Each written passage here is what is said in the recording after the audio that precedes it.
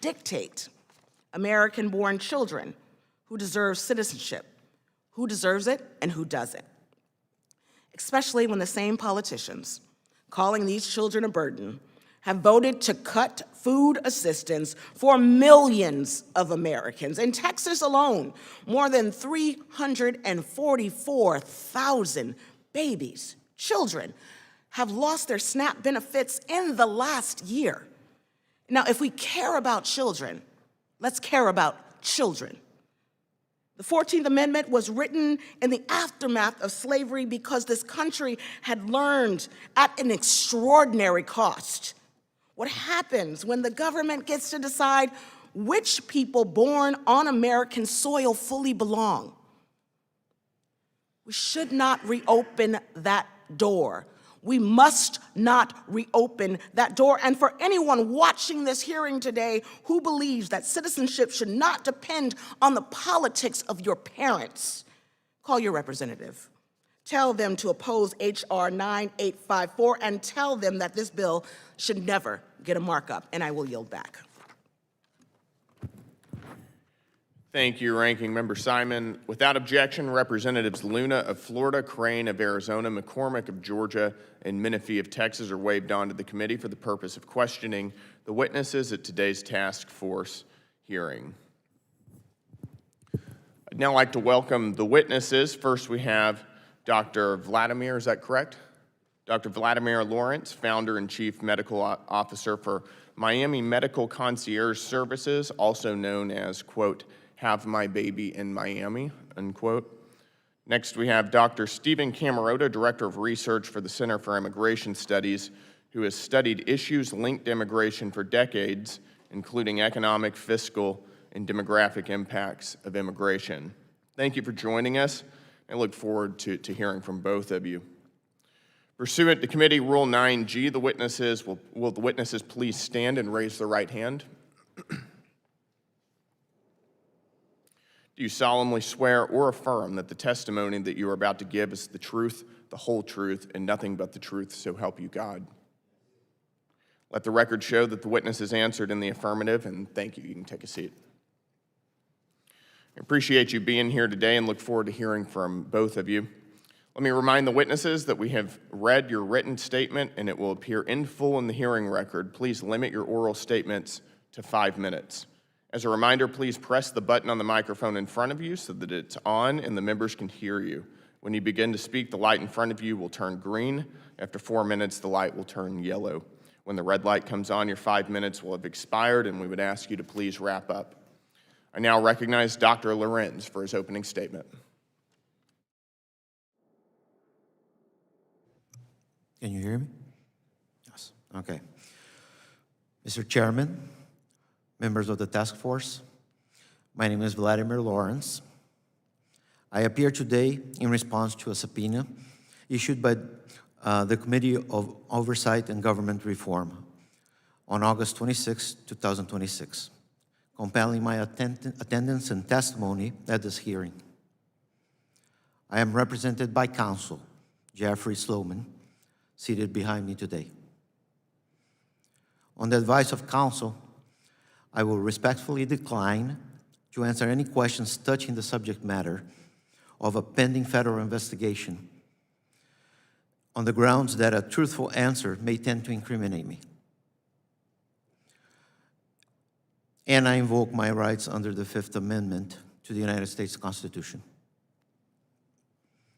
Nothing in my appearance here today and nothing in my declining to answer questions should be understood as a concession regarding the merits of any matter under my investigation.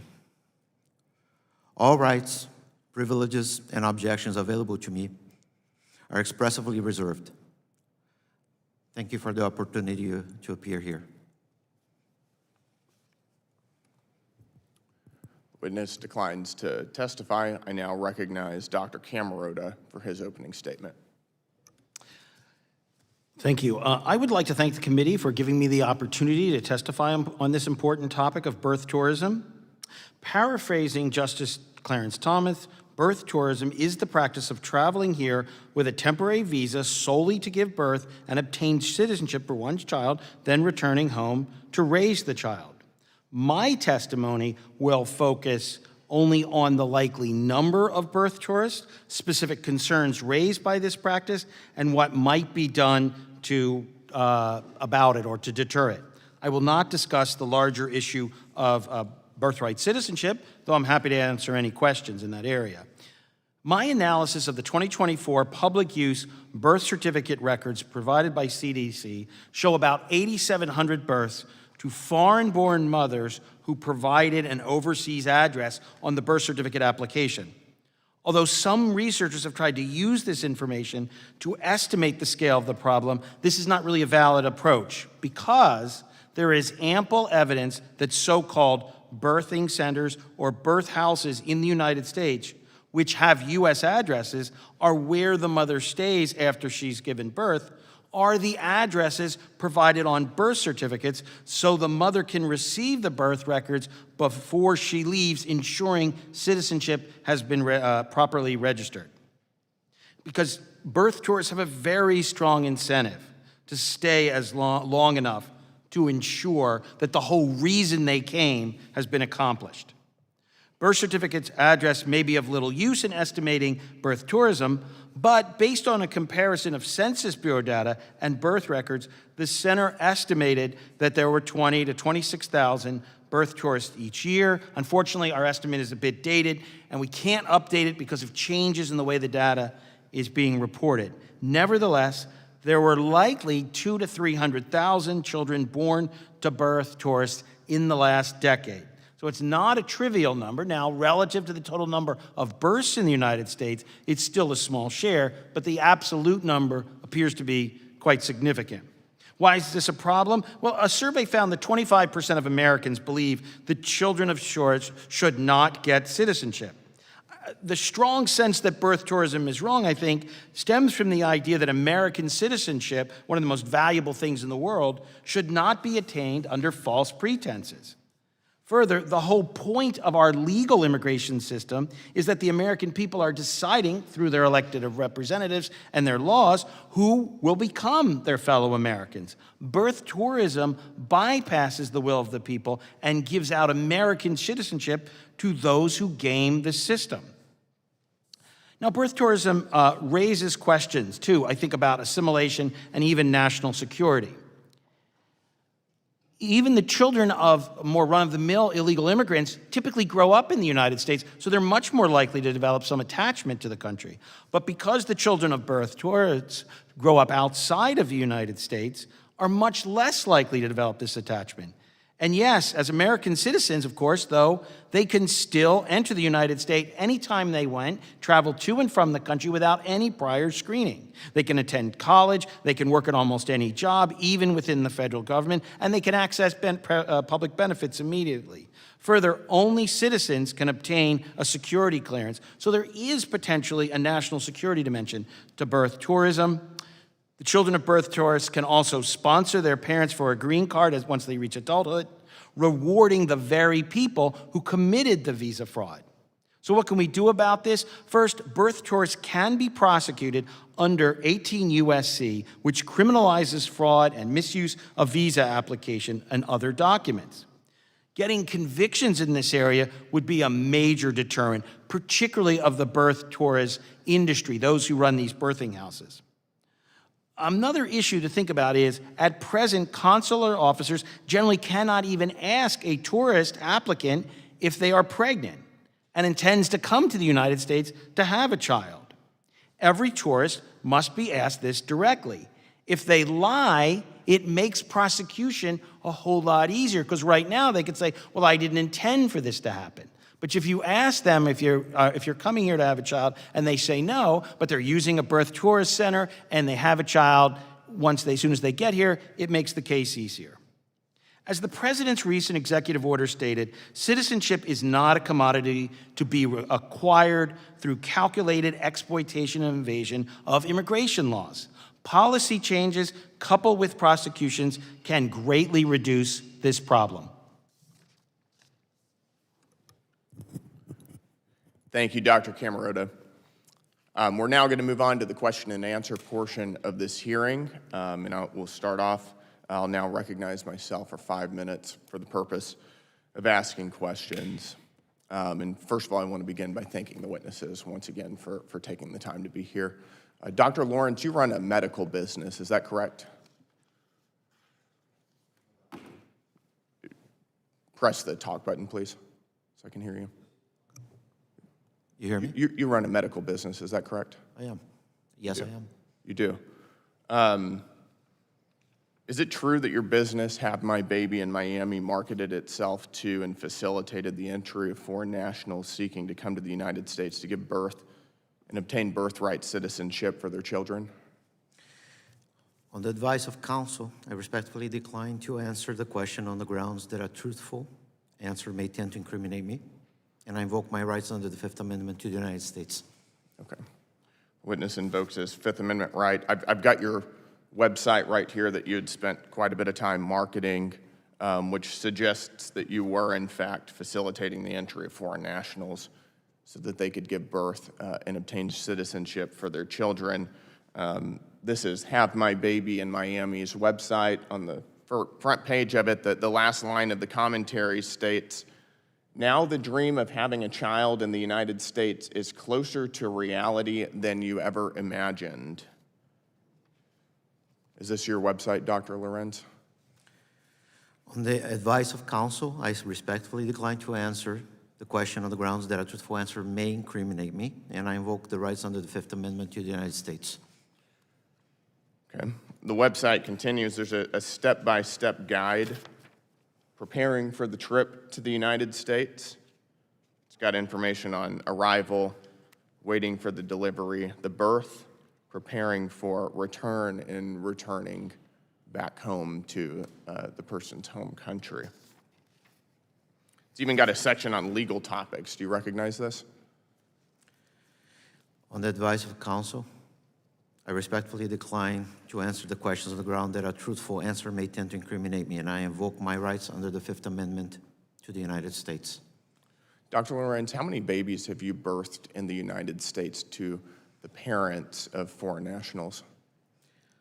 On the advice of counsel, I respectfully decline to answer the questions on the grounds that a truthful answer may tend to incriminate me, and I invoke my rights under the Fifth Amendment of the United States.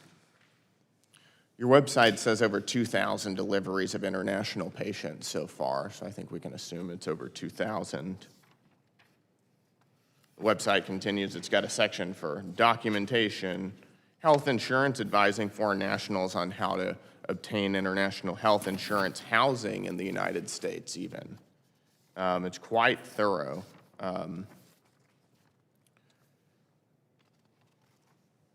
Dr. Lorenz, this website isn't public anymore. What motivated you to take down or at least substantially modify this website for Have My Baby in Miami after we first wrote to you about birth tourism in May? On the advice of counsel, I respectfully decline to answer the question on the grounds that a truthful answer may incriminate me, and I invoke my rights under the Fifth Amendment to the United States Constitution. Does your business help children of members of the Chinese Communist Party obtain American citizenship? On the advice of counsel, I respectfully decline to answer the question on the grounds that a truthful answer may tend to incriminate me, and I invoke my rights under the Fifth Amendment to the United States Constitution. Have you ever facilitated the childbirth in America for a member of Tren de Aragua, MS-13, or any other narco-terrorist organization? On the advice of counsel, I respectfully decline to answer the question on the grounds that a truthful answer may tend to incriminate me, and I invoke my rights under the Fifth Amendment to the United States Constitution. Dr. Lorenz, are you declining to answer any question that I've put you to today on the basis that you believe that an answer would incriminate you? On the advice of counsel, I respectfully decline to answer the questions on the grounds that a truthful answer may tend to incriminate me. Dr. Lorenz, And I invoke my rights under the Fifth Amendment to the United States. is it your intention to answer any question put to you by the committee today with an assertion of your Fifth Amendment right against self-incrimination? Can you please repeat that question? Is it your intention to answer any question put to you today by the committee with an assertion of your Fifth Amendment right against self-incrimination? Speak to counsel, please. No. No? No. No, sir. Okay. On the advice of? Yes. Sir, this is a...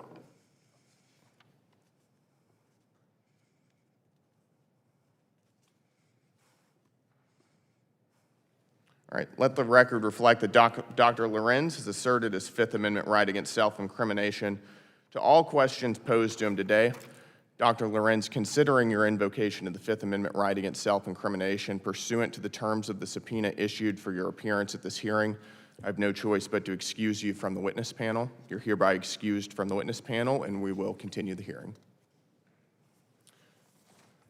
And with that, my time is up, and I'd like to yield 5 minutes to Mr. Menifee from Texas for the purpose of asking questions. Thank you, Mr. Chairman. President Trump has sent ICE into American communities to terrorize Americans and immigrants. And they have harmed people and even killed people. People who were never charged with a crime, let alone convicted of one. Some of them were American citizens, but all of them were folks who were deserving of dignity.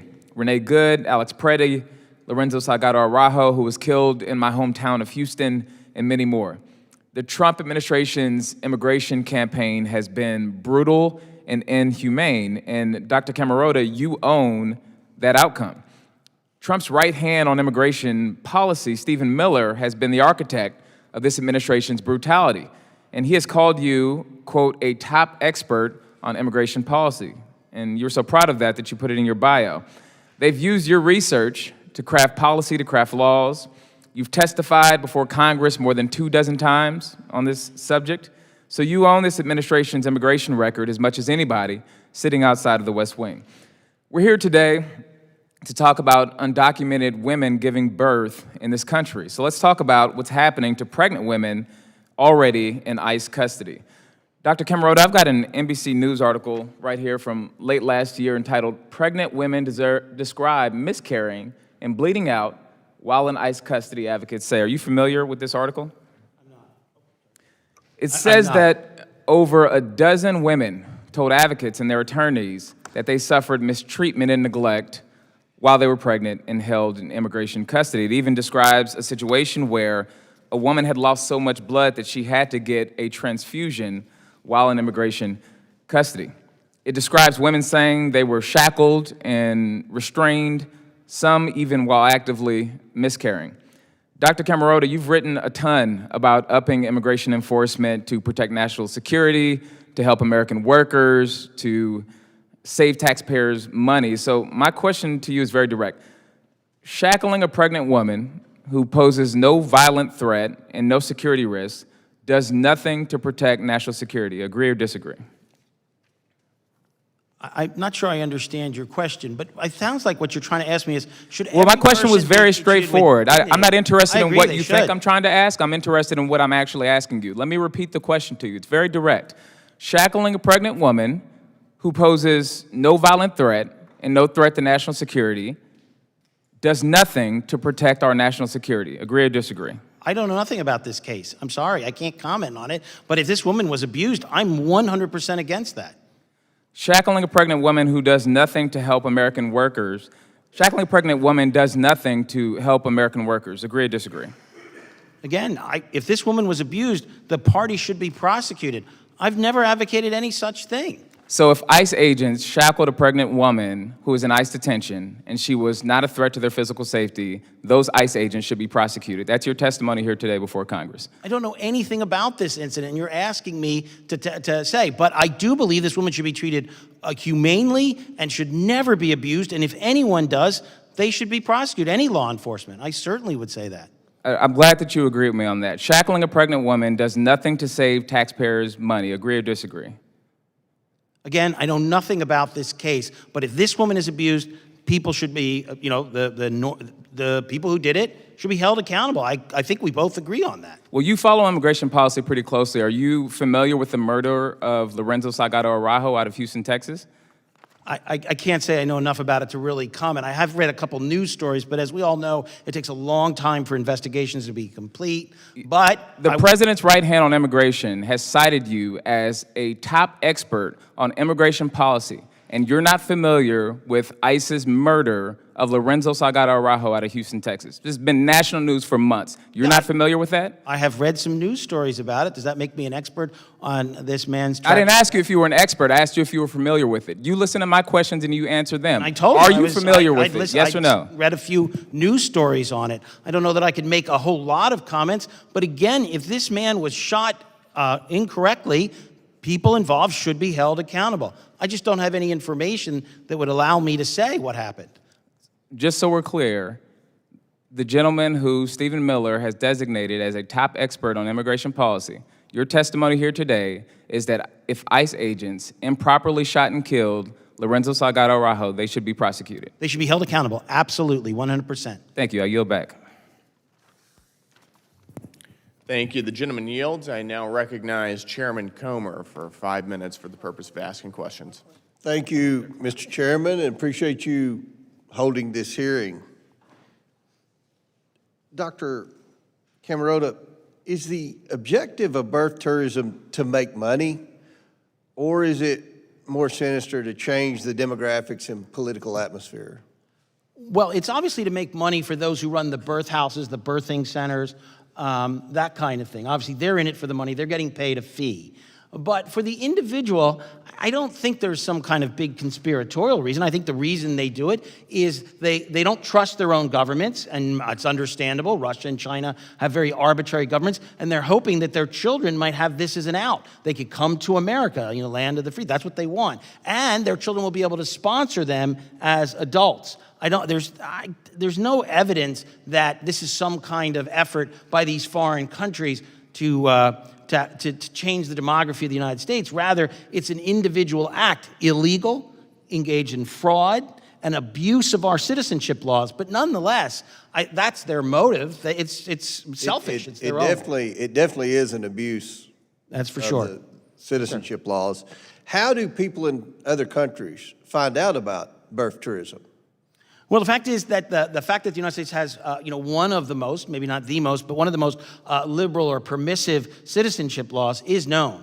So, and of course, these facilities that arrange for the births, they advertise They're a lot. advertising. How are they advertising? Are they advertising on social media? Are they advertising in newspapers? Are local? Everything I've seen, it's social media, the web, maybe newspapers, but a whole lot of word of mouth, too. So let's go to when the births happen in the United States. I would assume that many of the births happen without a method of payment, without private health insurance.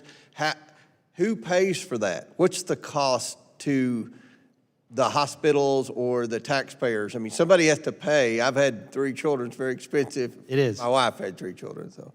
But who pays for this? Yeah, sometimes it is the taxpayers. Remember, hospitals don't turn anyone away who needs urgent care or emergency care. Would it be paid for by Medicaid?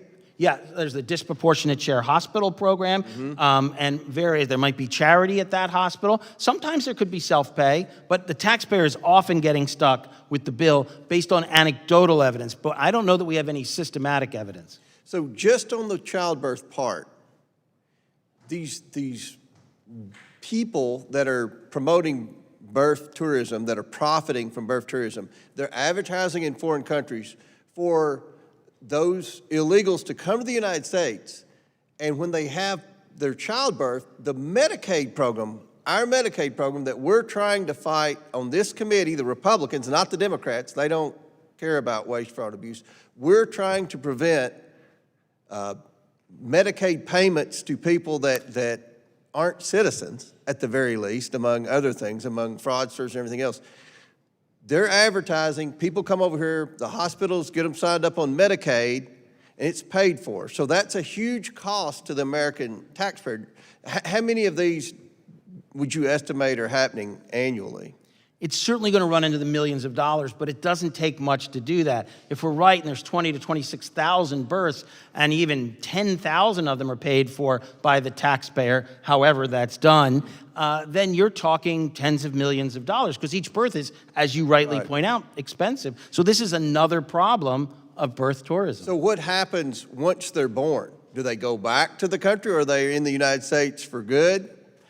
Well, no, I think the concept of birth tourism is the way Clarence Thomas defined it. It's somebody who doesn't stay, right? They don't have a valid visa to stay, so they'd have to join the illegal population, but I don't think that's the goal. The goal is to return home with their citizen child. With a citizen child. That child then can come back to the United States as an adult. That child, when they reach adulthood, could sponsor the parents for green cards, but they typically are raised outside. If in China, for example, if Chinese people come to the United States, they have their children here, the American taxpayer pays for it, they go back to China, do we have any knowledge of what China's doing? Are they trying to develop those children to come back to the United States to be bad actors? We know the CCP does things like this. Is this what the Chinese Communist Party is doing with birth tourism? Yeah, I can't say. I don't know what they're It's doing. possible, though. It's certainly possible, because remember, that individual, unlike a normal, green card holder or anyone else, is not vetted. They can arrive in the United States, travel to and from the United States without limit as an American citizen. Is the CCP using that? I don't know. I believe they are, and Mr. Chairman, I appreciate you having this hearing. I yield back. Mr. Chairman, have you UC request, please? Without objection. Thank you, sir. I ask unanimous consent to enter into the record a 2020 blog from David Beer, current Director of Immigration. The title, which I would like to complete, "The Laughable Security Justification for Cracking Down on Birth Tourism." Without objection. Thank you. And I now recognize Ms. Presley for 5 minutes for the purpose of asking questions. What was that? Walkinshaw? Okay. Yeah. My apologies, excuse me. I now recognize Mr. Walkinshaw for 5 minutes. Thank you, Mr. Chairman. Let's be clear, we're not here today because the majority is opposed to so-called birth tourism, which, as we've heard, is illegal, wrong, and rare. We're not even here because they're opposed to birthright citizenship or illegal immigration. We're here because the MAGA majority in this Congress is opposed to immigration and immigrants. All persons born or naturalized in the United States are citizens of the United States. President Trump and his ever-loyal followers on this task force don't like that part of the Constitution. They want to twist it so they can ramp up their brutal campaign against immigrants. So they can maybe turn citizenship into a favor granted or withheld based on your race, where you're from, who you know, or maybe who you vote for. It wasn't always this way in the Republican Party. President Reagan, in his farewell address, said, "I've spoken of the shining city all my political life, a tall, proud city, teeming with people of all kinds living in harmony and peace. And if there had to be city walls, the walls had doors, and the doors were open to anyone with the will and the heart to get there." A Republican president who recognized that an immigrant from Ireland, China, Guatemala, or elsewhere is just as American as someone like me, whose family arrived in Virginia before a nation was founded. A Republican president confident in America's strength and ability to incorporate and integrate, as he said, people of all kinds. Today, our president makes decisions from weakness, is overwhelmed by events, and falls asleep in the Oval Office. It's pathetic. The majority's star witness today, Dr. Camarada, is here not because he's opposed to so-called birth tourism or illegal immigration. He opposes immigration, the legal kind. His economic claims surrounding immigration have been debunked by economists and experts on the left, the right, and the center. So let's be clear on what this hearing is about. It's about ramping up the brutal, reckless mass deportation machine that's terrorizing Americans and dragging down our economy. And I wish they were, but they are not deporting the worst of the worst. They've diverted federal law enforcement from fighting sex trafficking, child trafficking, gun trafficking, and fentanyl trafficking. They're actually deporting Americans. Brian Jose Morales Garcia, born in Denver, worked construction in Texas, expecting his first child. Federal immigration agents pulled him over because he had tinted windows, They didn't believe him when he said he was born here. They deported him to Mexico, an American citizen. It took his family, his lawyers, months fighting to bring him back.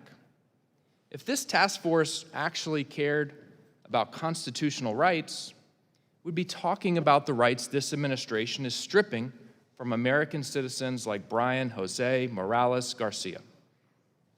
We could talk about ICE agents killing Americans in our streets, like Renee Good, Alex Preddy, Lorenzo Salgado Araujo. We could talk about ICE agents entering an American citizen's home with military-grade weapons and no judicial warrant to detain a law-abiding husband and father. And for my colleagues who describe themselves as conservatives, there is nothing conservative about an armed agent of the federal government breaking down your door while your family is sleeping without a warrant signed by a judge. That is the opposite of small government. That is as big as government gets, and yet there is silence from this task force. We could talk about the detention and deporting of American citizens, the children being detained as we speak, the pregnant women being detained and deported as we speak. Those are abuses of institutional power, and they are worthy of this task force and this committee's exploration. And yet here we are talking about an action that is already illegal and is exceedingly rare, while we ignore the violations of constitutional rights that take place on a daily basis in every community across this country. I yield back. Gentleman yields. I now recognize Mr. Cloud from Texas for 5 minutes for the purpose of asking questions. Thank you, Mr. Chairman, and I'm struck by the fact that Mr. Walkinshaw seems to know so much about what we're thinking. My wife is a naturalized citizen, and I was there at her citizenship ceremony watching many shed tears as they said the Pledge of Allegiance for the first time. Yesterday, I actually wrote a letter to a citizen in my district who's now proud to call himself a citizen. He had written me just to let me know that he had become a naturalized citizen. Those are things we celebrate. There's a right way to come to this country. There's a wrong way to come to this country. And there's a kind of idea coming from the other side of the aisle that just because something is illegal, we shouldn't discuss it. Yet entering this country is illegal, and we saw the Biden administration completely open our borders and allow 10 million people into our country illegally. So it's worth discussing. You're the only one left, so we'll talk to you. Could you talk about the fact, when it comes to birth tourism, I guess the thing that concerns me most is the countries that seem to be taking advantage of it most seem to be the countries that don't like us the most. What country's most taking advantage of this?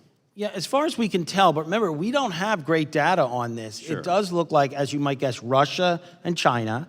It looks like Turkey is big on it. There's some from Brazil, a smattering of other countries, some in Europe, some outside of Europe, some Latin American countries. But you're right, it looks like, but this is only based on news stories. And we all know news stories can be inaccurate or give a false impression. It looks like China and Russia, and based on criminal prosecution. As best as we can tell. Yeah, as best we can tell. Russia and China. China is definitely an adversary to this nation, has worked in many ways to undermine us. We could spend a whole half an hour or hours actually on that. I am concerned too. So what they're doing is they're basically taking a B1 or a B2 visa, and they're coming over here and having a child, and then going home and raising that child in their, my neighborhood communist school. That child's raised, maybe comes here later, works in one of the research institutions, and then through chain migration, they can then apply for their parents to become citizens as well. Is that? roughly. That's essentially true. The child can come back and maybe sponsor the parents. And I think the primary motive is at the individual level. There might be communist agents or something, but that's the main motive is they don't trust their own regime to confiscate their wealth, to treat them. And they want to have this possible escape valve, if not for themselves, their children. So that's generally what's going on, but with a cascading series of consequences for the United States. One of the things that concerns me in this is the vast number of B1 and B2 visas we allow China to obtain. Do you know roughly what that number is? No, I don't know obviously it's in the hundreds of thousands or more, and there's people, and remember, those visas are good for more than one visit, and they're good for more than 1 year, so the same person keeps coming back, but we do get over 1 million visitors from China, that's for sure. Right, I think it's roughly 650,000 a year, and they're usually good for 10 years, which means at any moment, 6 or 7 million Chinese nationals can have tourist visas here, and then they can come and stay. Okay, and so doctors like Dr. Lorenz come, and I noticed on his website that the chairman noticed he has since revised and taken some of the details down, but we can still research and find some of those things. He required payment up front. A lot of the hospitals, there was a Senate report that said, sometimes they would pay the doctor in advance, but the hospitals and taxpayers are left footing the rest of the bill. Could you speak more to that? Yeah, sure. So remember, all hospitals are required to treat anybody who shows up in their emergency room who needs urgent or emergency care. And a pregnant woman about to have a baby falls under that category. The hospital is not going to say no. I don't think we're the kind of society that ever would want to say no. But that has consequences for taxpayers because the vast majority of people, as far as we can tell, don't pay for it, and so the hospital ends up eating at least the hospital innate costs, which run into the millions when you consider the number of people who are engaged in birth tourism. So that is one of the consequences of this problem. You mentioned this a little bit too, but I think a lot of American citizens don't realize how favorable, in a sense, or how lax our immigration system is, and especially on this. Like if a U.S. mother went to a different country, would this be the norm across the world in other countries? Well, in general, most countries don't have the same extremely permissive automatic citizenship, right? Now, some countries have very extensive public health care, but they would expect you to pay, but, they do have similar rules about emergency care. It's just that the scale is not the same. But the citizen apps. Yeah, right. So this is a serious problem here because it happens so often, and we have such permissive rules. So for us, it's a really big deal. Other countries, much smaller. I think my time's up, Chairman. Thank you. Mr. Chairman, I have a UC. You're recognized. Thank you, sir. I ask unanimous consent to enter into the record a May 2026 article from The Week entitled "Birth Tourism, a Key Part of Trump's Anti-Immigration Platform." Without objection. I now recognize Ms. Presley this time for 5 minutes for the purpose of asking questions. Thank you. Today's hearing is yet another assault on our democracy and our Constitution. Now, Trump tried to dismantle the 14th Amendment through executive order, but even the conservatives on the Supreme Court said that it was wrong, that he was wrong. And now Republicans in Congress are trying to do exactly that. They aren't just attacking birthright citizenship. They're attacking Black Americans, my ancestors, who built this country but were denied the fruits of their labor. And Black folks would still be denied citizenship but for the 14th Amendment. They are attacking women. As co-chair of the Reproductive Freedom Caucus, it's abundantly clear to me the Republicans want to continue surveying women's bodies and end the freedom of movement for pregnant people. They are attacking immigrants. Changing birthright citizenship is the next step from their Project 2025 playbook after the mass deportations of people who have been legally working, living, contributing to the United States for decades. The chair of this task force, Congressman Gill, recently introduced a bill that would label undocumented immigrants and others as quote unquote invaders. That word is not merely inflammatory. That's more than a dog whistle. Hell, that's a bullhorn. It's more than just a wink and a nod to what the bill's true motivation is. Dr. Camarada, yes or no, are you familiar with the Great Replacement theory?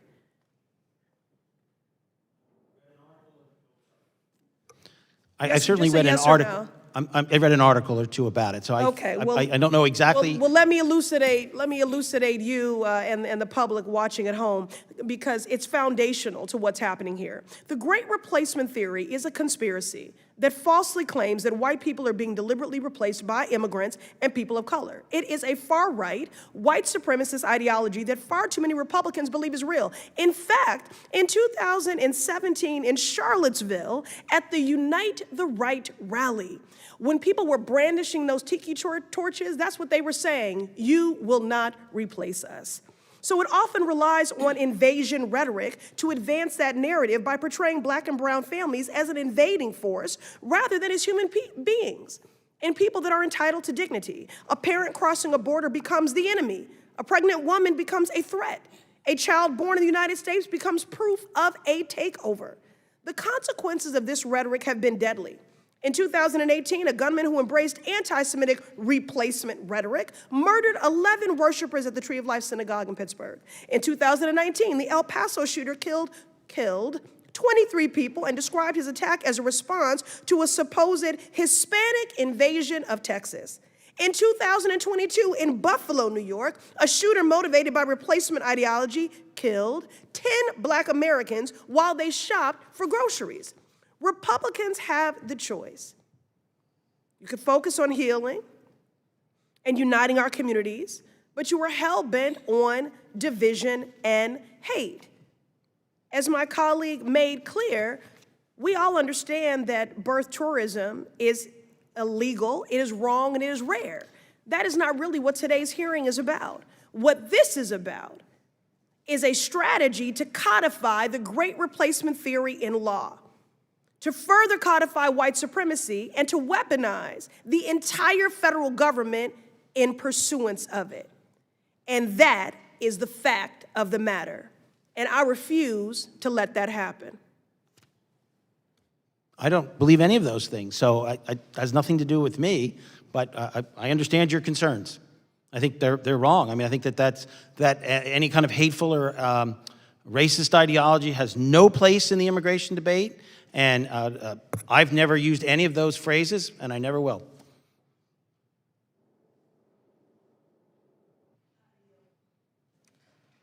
Mr. Chairman, I have a UC. You're recognized. Thank you, sir. I ask unanimous consent to enter into the record a March 2026 Delos article, and it's entitled, and I would like to finish the title, "Attack on Birthright Citizenship Highlights Trump's White Nationalist Ambitions." Without objection. All right, I now recognize for 5 minutes for the purpose of asking questions, Mr. Biggs from Arizona. Thank you, Mr. Chairman. I appreciate that. So I just have to respond to a couple of things from the other side. The Mr. Byer that was just referenced by one of my colleagues across the aisle is a totally open borders libertarian. He wants no restriction on legal or illegal immigration. How do I know? He's testified before me at least 5 times. He's sitting right next door in Judiciary. I was just there before I came here. And also, if you think that we don't care about victims, I think you ought to step next door and listen to the victims of crimes perpetuated by illegal aliens who are testifying next door. That might give you some insight that maybe you don't know about. And I did get a kick out of someone talking as if they understand what went on during the open border era of Joe Biden, living in Arizona, growing up in southern Arizona, and been all over the border countless times. If you went into the Yuma, Arizona hospital, the only hospital in that vicinity, if you went into the maternity ward and you talked to the head of the maternity ward and you talked to the head of the hospital, and there were times that, since they only had 10 bays, 10 beds, there were times during the Biden era, many times, if not the majority of times, where every one of those beds was taken up by an illegal alien who came to deliver their baby in the United States. And when local moms came in to deliver their baby, they had to go to Phoenix or San Diego, 4 hours away. And if it was an emergency, they even had cardiac incidents where they had to air evac people to Phoenix and San Diego, not because of the acuteness of the case, simply because there was no place to treat them. That's what was going on. And the birth tourism that we keep hearing the Democrats say is so rare. I have a UC, Mr. Chairman, entitled Birth Tourism Group Arrested. They were actively promoting U.S. tourists. Without objection. Thank you. So you had a Texas hospital that was advertising in Mexico, in Spanish, for moms to come to the South Texas hospital so that they could have their baby born there, with the incentive being citizenship in the United States. A Turkish national pled guilty to conspiracy to commit health care and wire fraud in a birth tourism scheme.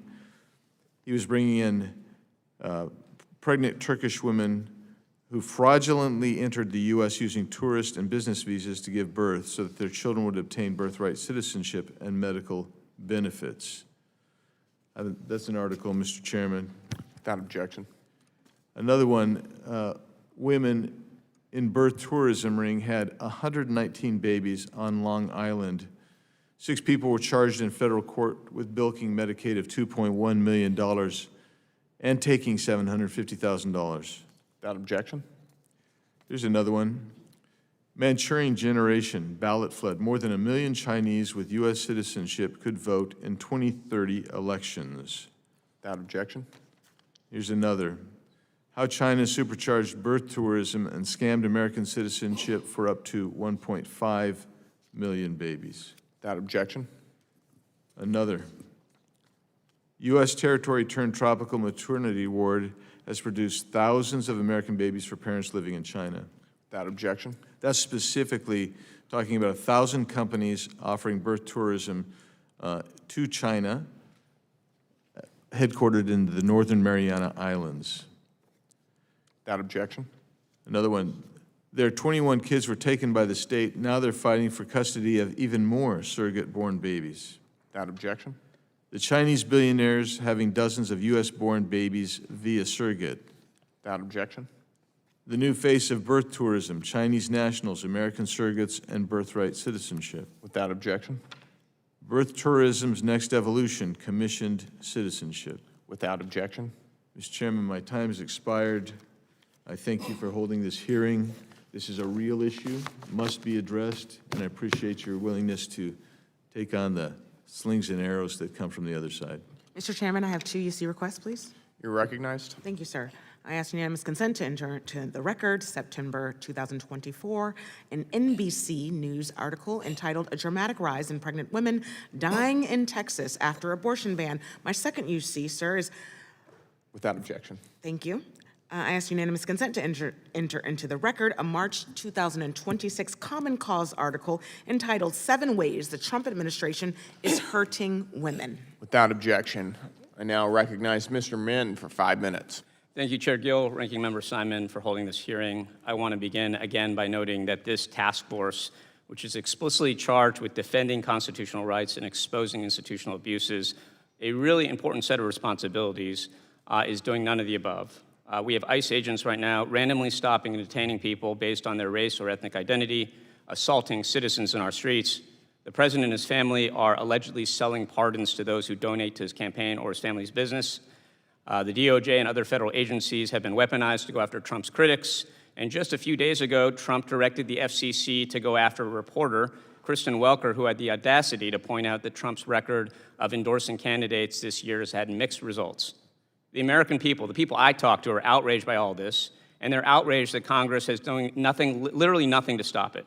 And it's frankly quite shameful that this task force on defending constitutional rights and exposing institutional abuses has refused to do its job, refused to engage in any hearings on any of these topics. Shameful. But going back to the Constitution, Dr. Camarota, I have a series of yes-no questions for you. I know you're not a lawyer, but do you believe that when members of Congress or military service members take an oath to support and defend the Constitution, that means that we support and defend the Constitution even if we disagree with parts of it or don't like parts of it?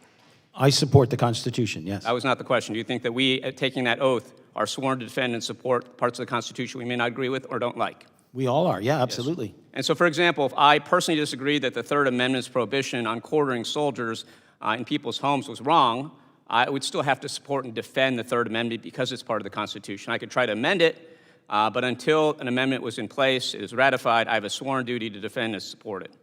So we're talking about citizenship today. Are you aware of the Constitution saying anything about this topic? Yes, no? It doesn't speak of birth tourism to the best It of my talks about knowledge. citizenship. Section 1 of the 14th Amendment says that all persons born or naturalized in the United States are subject to the jurisdiction thereof, are citizens of the United States and of the state wherein they reside. That's very clear language. The text has been part of the Constitution for over 150 years now, and since it was ratified in 1868. You may not like it, you may think that we should change it, but that is the law of the land, and you don't have to take my word for it. Shortly after that amendment was ratified, the Supreme Court in a case called U.S. v. Wong Kim Ark made clear that essentially anyone born in the United States automatically becomes a citizen. Notwithstanding this language, however, President Trump tried to overturn the 14th Amendment on his first day in office, issuing Executive Order 14160, which would deny citizenship to certain U.S.-born mothers who were here either with a temporary visa or no documentation. After the Supreme Court held that this was unconstitutional, Trump again tried to overturn parts of the Fourth Amendment by issuing 2 additional executive orders purporting to deny citizenship to certain categories of people born here. Now, quick yes-no question. Do you think that the president, any president, should be able to unilaterally ignore or amend the Constitution by executive order? The Supreme Court has decided this question. That was all not the people question, born in the but United I'll States. reclaim my time. Do you think the Constitution allows us to revoke people's citizenship because we don't like what they have to say? No, I don't think that makes sense. Well, the chair of this task force, Brandon Gill, tried to revoke the citizenship of one of our congressional colleagues last year, circulating a petition to try to pressure the Trump administration to deport Representative Ilhan Omar because he did not agree with some of her comments and her actions. I would just note that's the opposite of supporting and defending the Constitution. Some might call it sedition. And this is all very deeply personal to me because I am myself a birthright citizen. My parents were here in America on student visas when I was born. They did not become naturalized until after I was born. And if Donald Trump and Brandon Gill had had their way, maybe my parents would have been denied their visas, maybe they would have been deported, maybe my citizenship would have been denied. And maybe if I say something today or beyond that Brandon Gill doesn't like, he'll try to revoke my citizenship. But thankfully, Brandon Gill does not get to decide who is a citizen because that question is clearly laid out in the Constitution of the United States. And while we're apparently living through a moment of doublespeak, where a task force meant to, quote, defend constitutional rights is chaired by a person with no regard for the Constitution, with an agenda to try to take away constitutional rights, I and my colleagues here will continue to fight as long as we're members of Congress to ensure that every American is ensured the due process and fair representation that the 14th Amendment also guarantees. And with that, I yield back. Gentleman yields back. Don't worry, I won't try to revoke your citizenship, Mr. Menn. I now recognize for 5 minutes Mr. Crane. Thank you, Mr. Chairman, for holding this hearing today on birthright citizenship and birthright or tourism industry. I want to start by talking about a comment from my colleague, Ms. Presley, who brought up the Charlottesville Unite the Right rally, trying to use this as a reason, white supremacy as a reason that we're holding this hearing today. And I'd like to enter a couple articles into the record. Number one, DOJ charges Southern Poverty Law Center with fraud over secret funding of extremist groups. Number two, federal grand jury charges Southern Poverty lawsuit for wire fraud, false statements, and conspiracy to commit money laundering. It's pretty obvious here that the Southern Poverty Law Center paid white supremacists to show up at that rally, paid an informant to plan it and post racist content online and coordinate transportation. I just thought that would be pertinent to the discussion here today. I want to talk about the Democrat Socialists of America who are becoming more and more powerful in the United States. They provide an interesting contrast to the concerns being discussed at this hearing Their own platform calls for abolishing ICE, ending immigration detention and deportations, granting amnesty regardless of status, and ending visa caps and quotas. You can find that all on their website. In fact, one of their rising stars, Miss Diana Moreno, the New York City Assembly member who took over Zohran Mamdani's seat, said the following. Please play the video.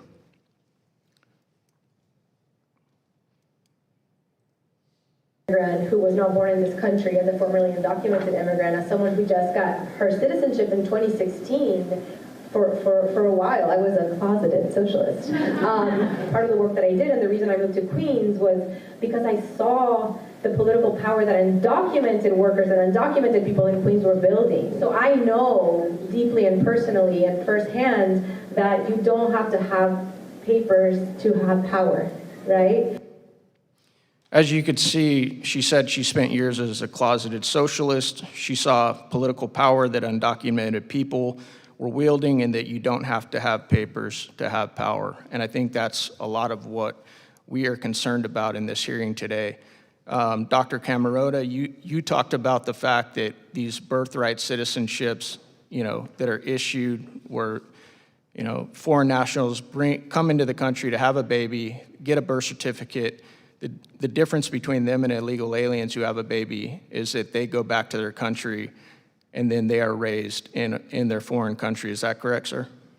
Yes, obviously the number of illegal immigrants who have children here and stay is, we can estimate that Right. number. I got about that. 300,000 a year. So I think you testified that according to your research, you estimated between 20 and 25,000 of these, birthright babies being born annually. Is that correct? It's 20 to 26,000 for the birth tourists, yes. And these children that then don't grow up in the United States, they can then run for public office. Is that correct? They can do all the things that any other citizen does. Yeah. And one of the leading countries that you mentioned that are having citizens come over here and have birthright babies is communist China. Is that correct? Yes, Russia and China appear to be the leaders. How could that end up being a problem, sir? Well, right, so there are many potential issues. Remember, if you're specifically focused on national security, remember, only a citizen can get a national security clearance. All of these individuals, however, who've grown up in a foreign country, are not vetted before they arrive, could conceivably get a national security clearance because they're American citizens, and that is a concern. It's interesting because my colleagues on the left, they always try and make this about white supremacy or saying that Republicans hate immigrants, and they know that that's the furthest thing from the truth. Actually, we love immigrants. We love the legal immigrants, the folks that come here and go through the process and do it the right way. Mr. Cloud talked about his wife being a naturalized citizen who came here the right way. That's what we want to see, because we don't want to see these countries, many of them communists or Marxists or socialists, come into the country, have babies here, raise these kids outside the U.S., and then these kids can come back here, run for office, bring their parents in as well, and it's just one more loophole that gets exploited in our immigration system. Thank you, Mr. Chairman. I yield back. Thank you, Mr. Crane. I now recognize Ranking Member Simon for 5 minutes. Thank you, Mr. Chairman, and before I begin my remarks, it's come to my attention that our witness has lied under oath. He talked about not having any idea about the great replacement theory, but in August 2025, an article entitled, "There's No Such Thing as Replacement Theory. It's a replacement fact," authored by his boss at the Center for Immigration Studies. So I'm saddened that this hearing didn't have a witness that tells the truth. In fact, we know that our witness has been debunked by conservative scholars for his creative use of statistics. I never said I never heard of I it. didn't ask you to speak, sir. Thank you. But you're not telling the truth. No. We're not doing that today. I didn't ask you to speak, and if you read the rules of committee, you have to be asked to speak, and you were not. So I want to continue and reclaim my time. You know, Chairman Comer used subpoena power to compel one of the witnesses to show up today at this task force. The power of the subpoena is a mighty one, and it comes with great responsibility. Unfortunately, this hearing takes and makes a mockery of that subpoena power. It's clear that Republican committee leadership does not take that responsibility seriously. Committee Democrats have repeatedly requested that our chairman of this committee, Chairman Comer, compel now Attorney General Todd Blanche to testify before the committee about his prominent role in the Trump administration's Epstein file cover-up. Ranking Member Garcia sent a letter to Chairman Comer on August the 20th of 2026 about how urgent his testimony is. But there's no indication that the committee Republicans have any interest in compelling him to appear. It has been over a month since Chairman Comer publicly stated that he wanted him to testify as soon as the confirmation was complete.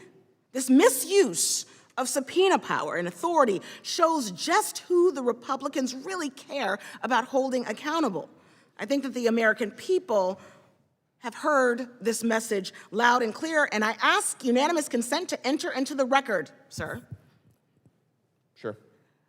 a June 2nd, 2026 article from The Hill entitled "Oversight Democrats Push Comer to Subpoena Blanche Patel in Epstein's File Probe."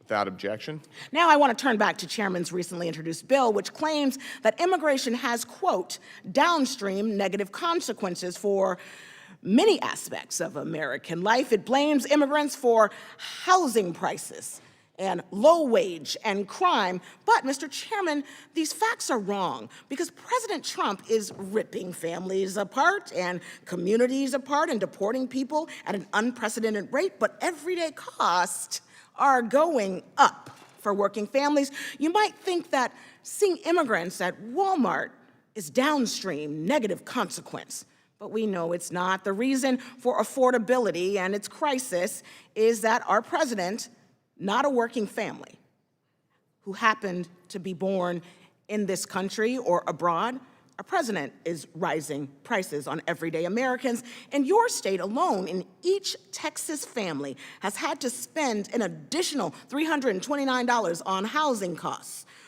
since the president took office. Each family in your district, Mr. Chairman, has had to spend an additional $623 on gas since Trump started this illegal war with Iran. That's $195 million in increased cost for your constituents alone. Across the country, each American family has had to pay more than $3,800 in increased cost, while President Trump has waged his war on immigrants. On top of that, we know that immigrants commit fewer crimes than native-born Americans. We know that. The stats are clear. I'm sure our witness would agree. Meanwhile, Trump is deploying undisciplined and untrained agents to terrorize our communities. Let's talk more about this. My Republican colleagues like to talk about the sanctity of life. This administration's policies are intent on causing harm and cruelty to pregnant women and children in the name of mass deportation. Postpartum women have been deported, separated from their babies, infants, against their wishes. Pregnant women have been detained and abused. Sanctity of life, and I'll yield back. Thank you, Ranking Member Simon. Dr. Camerota, do you want to respond to any of that? Yeah, sure. I don't think she's being truthful here. I never said I never heard of it. I just said I don't know much about it. I never use that terminology. I never make that argument. Now, it sounds like she'd like to have my colleague, Mark Krikorian, testify on that topic. It's not my topic. I don't talk about it. I've never made that argument or any adjacent arguments. So that is the truth, what I'm saying, and I think it's important to set the record straight. It's nothing to do with me. Yep. Thank you, Dr. Camerota. And I now recognize for 5 minutes for the purpose of asking questions, Ms. Luna. Thank you, Chairman. Just real quick on an update specifically pertaining to Jeffrey Epstein. I know that that's been brought up a lot, actually, at this task force or at this hearing, but I do believe that there might be a criminal referral being made for prosecution on Leslie Groff for perjury, so I'm sorry that you were berated like that. I don't have the understanding that you had perjured yourself. I did have some questions for you, though. Your written testimony puts a figure at around 20,000 to 26,000 birth tourists a year, totaling around 200 to 300,000 of children that were born via birth tourism over the last decade. I want the American people to understand specifically the national security threat that this poses. It's to my understanding that under the Biden administration, Chinese nationals were allowed to enter the Mariana Islands visa-free for 14 days. For anyone who's given birth in 14 days, that's enough time to literally check into a hotel, deliver a baby, recover well enough to travel, and then to go back home. And a couple years ago, federal agents had searched 37 maternity hotels across Southern California, specifically catering to Chinese nationals that were coming here for the purpose of birth tourism. And just last year in 2025, a search warrant was executed on an operation tied to Guan Chuan, a senior member of the Chinese Communist Party, which turned up 15 children linked to multi-state embryo networks, all results of birth tourism. Many of these kids were taken back and raised in China, withholding U.S. citizenship, and then all while retaining the right to vote in our elections once they turn 18. I just have a question, if you can elaborate on the national security threat that this poses, having people essentially being born here but not culturally American and then brought back to a country of origin. Yeah, and this is a distinction between a more typical illegal immigrant whose child grows up in the United States and is likely to develop some attachment, identification with the United States. These are individuals who purposely want to go back. And now that child is raised entirely in that culture. And, you know, in a country like Russia or China that's pretty hostile to the United States, it's very likely they're inculcated with some very anti-American views. Yet that individual with no real contact to the United States is allowed to come into the United States, travel to and from the United States, work at any job, even in the federal government, do everything from vote and receive federal benefits, and finally, that child is eligible for national security clearance. Unlike, say, a legal immigrant who's foreign-born, who has to be vetted before they came, then they have to live here for a while, then they have to have a background check when they get their citizenship, then that person is also eligible for national security. The person born to a birth tourism bypasses all of that and can immediately apply for a national security. Now, they'll still be investigated and maybe will turn up something, but since they grew up their whole life in the foreign country, it's not that likely that we're going to know if they have any concerning ties. Is it your opinion that the founding fathers or authors of our amendments intended to cover a free-for-service arrangement between Chinese nationals and maternity concierge business in the 14th Amendment? I mean, look, obviously, they never anticipated everything from plane travel to this kind of birth tourism. So it's very hard to say what they thought.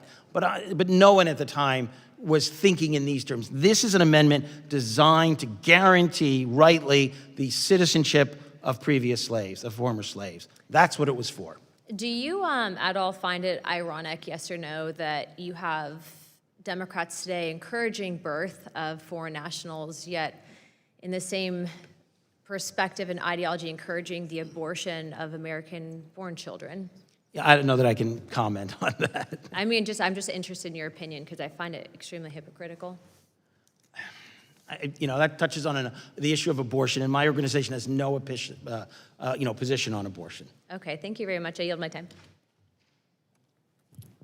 I now recognize Mr. McCormick for 5 minutes for the purpose of asking questions. Thank you, Mr. Chair. I appreciate you allowing me to be here today. I think it's interesting to watch what the other side of the aisle is doing to confound this questioning and to distract us from the real question at hand, which is the value of citizenship. I think everyone here should be able to agree that the American citizenship is one of the greatest privileges in the world. It shouldn't be brought as a product, exploited through a loophole, or handed out to foreign nationals who fly here solely to give birth and then return home. The average citizen would always agree on that. Every year, roughly 33,000 children are born here in the United States to birth tourists, many of whose parents are coached by businesses that teach how to deceive immigration officials as basically a business. That's what they do for a living. That is not a legal gray area. It's fraud. It's by design. And we cannot tolerate it any longer. That's why I joined Senator Marshall Blackburn to introduce H.R. 9919, the Birth Tourism Act of 2026, to deport and deny entry to any foreign national seeking to enter the United States and engage in birth tourism. Doctor, you had a lot of experience in this area. Do you think there's something better we can do? Do you think this is a good step in the right direction? What can we do to stop this, which the average American would be appalled by if they were actually informed on what's going on around the world? Yeah, so part of it is prosecution, right? You go after the birth centers, you go after the people who do it. If you can get any kind of conviction, at least the parents would be forever barred from coming into the United States. But as I point out in my testimony, the very regulation given to consular officers, where they can't ask any questions in this area, is, I think, also problematic. That can be changed. That's just a regulation. So we could create a situation where people are reminded when they apply for a visa and that they're not allowed to do this. And if they do it, they will have explicitly lied. It is illegal. You can be prosecuted, but there's some gray area, and you might be able to, well, I didn't intend any of this. But if you're asked if you're pregnant, if you're asked if you intend to do this, and you say no and no, and I'm not going to do it, and then you do it, it makes the case much easier. But our current consular regulations, based on the questions they ask, make that more difficult. So some changes there would be, I think, one of the places to look, in addition to for law enforcement here to take it seriously and go after the birthing centers and the people who do it. And this worries me as far as chain migration goes, especially since you're already deceiving the government. You're doing it intentionally, and of course, that's another way to get over here to the United States.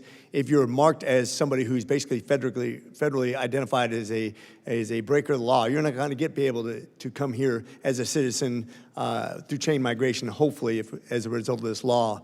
One of the things I found interesting, the United States became a birthright citizenship nation in 1868.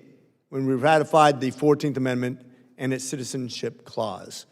In other words, birthright citizenship isn't new, but it seems like birthright tourism as a practice is something new. Would you think that this is a new phenomenon or something that's been going on for a long time? About when do you think it started?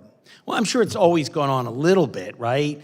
But no, it's only with the advent of cheap travel, it's only with the advent of, the affordability of that. I think that it's probably only something in the last 20, 30 years, as far as we can tell. We don't really hear of it in the past. It doesn't mean it never went on, but it really is more of a modern phenomenon, as far as we can tell. But, we can't say that with certainty.